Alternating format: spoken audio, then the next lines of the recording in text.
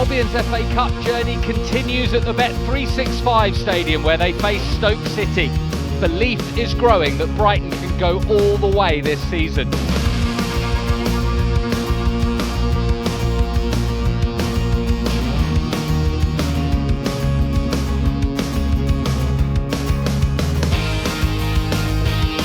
Now there's a pass, Mitoma across goal, a tap in for Ferguson, and Albion lead.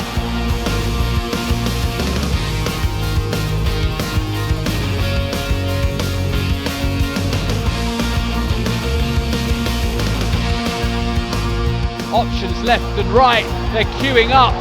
Welbeck, can he seal it? Oh, he's hit the post.